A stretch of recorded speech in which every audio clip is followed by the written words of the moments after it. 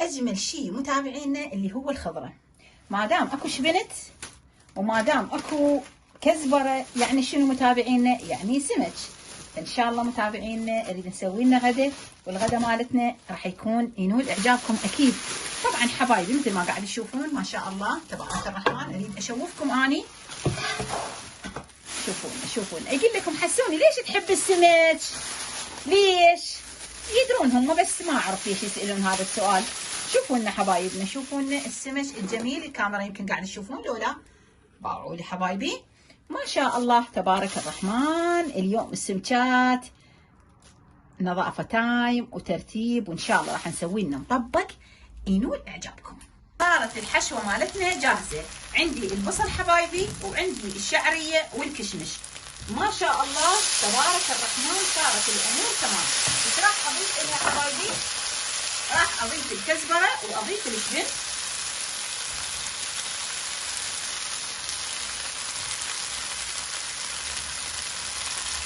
طبعا ملحت وبهرت والامور تمام ما شاء الله تبارك الرحمن.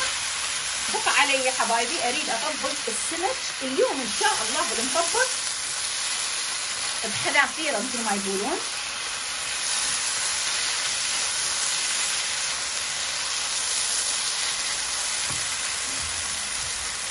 حبايبي الخطوه المهمه اللي هو تطبيق السمك.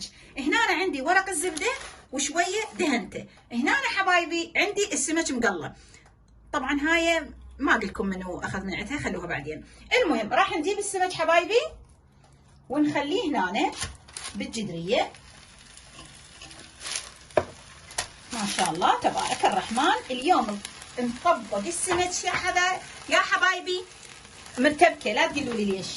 شوفوا متابعينا هنا الحشوه راح نضيفها وين؟ نضيفها على السمك.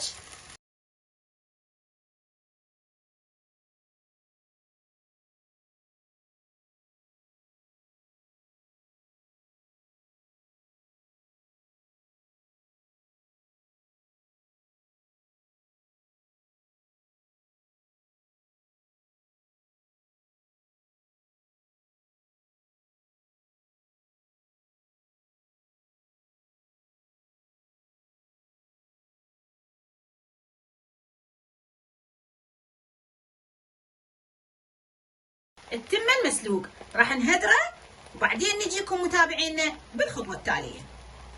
اجمل اللقطات بالنسبه الي والكم اكيد حبايبي. تعالوا شوفوا المطبق مالتنا مالت السمك شلون صار. ما شاء الله تبارك الرحمن. طبعا نشيل هاي على كيفنا الورق مالت الزبده. استمتعوا متابعينا. لمسات محسوني اكيد انتم ان شاء الله. طبعا هنا عندنا كزبره ناشفه ما شاء الله تبارك الرحمن. حبايبي شوفوا لنا الجمال. أنا أريد منكم متابعينا لايك واشتراك وتفعيل الجرس يا أجمل متابعين. لا حد يقولوا محسوني ليش تحب السمك. شوفوا الجمال. شوفوا متابعينا. شوف طبعا أنا مسوية رجيم. ليش هيك تسوون بيه؟ شوفوا متابعينا ما شاء الله تبارك الرحمن. لايك واشتراك تفعيل الجرس وشير لكل واحد يحب السمك. إن شاء الله نشوفكم على خير.